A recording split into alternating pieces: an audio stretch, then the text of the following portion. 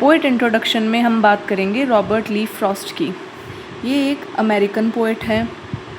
इन्होंने पोइट्री के लिए आज तक 4 पुलित्ज़र प्राइजेस जीते हैं, विच इज़ वेरी फैसिनेटिंग। ये यूएस के पोएट लॉरिएट भी रह चुके हैं। पोएट लॉरिएट क्या होता है, ये हम किसी और क्लास में बात करेंगे। एपिटाफ क्या होता है?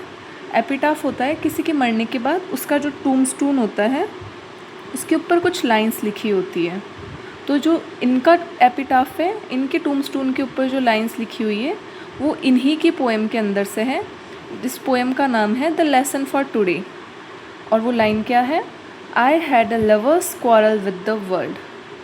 अब हम इनके कुछ पोएट्री कलेक्शंस की बात करते हैं। इनका सबसे पहला पोएट्री कलेक्शन 1913 के अंदर आया था, जिसका नाम है अ बॉयज़ विल। और इसके बाद जो इनका सेकंड पोएट्री कलेक्शन था वो 1914 के अंदर आया था, नॉर्थ ऑफ बॉस्टन।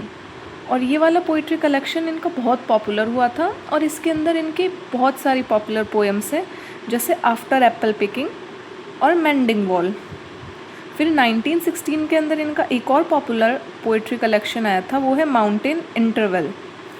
1916 के अंदर आया था ये। इसके अंदर इनकी पोएम्स है बर्चेस और द रोड नॉट टेकन। ये वाली पोएम तो शायद बहुत ही ज़्यादा पॉपुलर है। ये एक फ़िलोसॉफ़िकल पोएम है जो यूजुअली जो लिटरेचर से नहीं एक्विंटेड होते हैं वो भी ये वाली पोएम तो जानते ही है।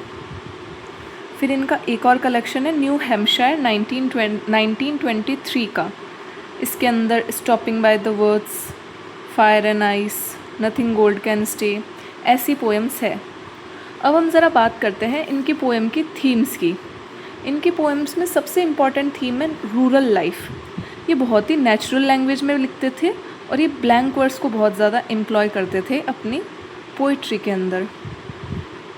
रूरल लाइफ के सबसे बेस्ट एग्जांपल है बर्चेस। इसके अंदर वो और भी बहुत सारी थीम्स है इस पोएम की, बट रूरल लाइफ के हम इसको रिलेट कर सकते हैं।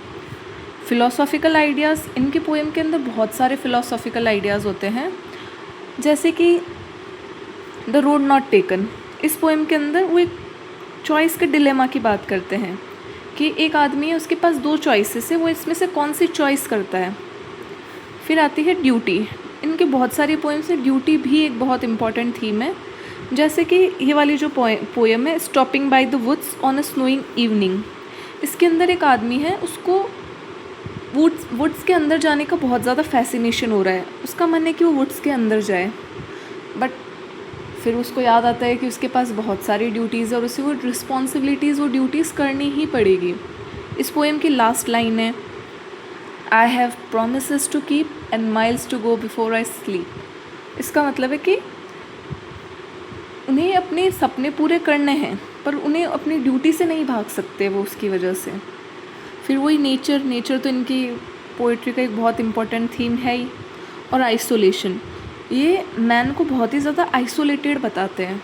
जैसे कि एक पोएम है इनकी मेंडिंग वॉल। मेंडिंग वॉल के अंदर वो जो नेबर होता है वो इतनी बड़ी वॉल्स बनाता है। वो बोलता है नहीं, मुझे अपनी जो ये कोर्टयार्ड है उसकी वॉल्स प्रॉपर चाहिए, मैं नहीं चाहता कि मैं इतना ज़्यादा किसी से मिंगल हूँ।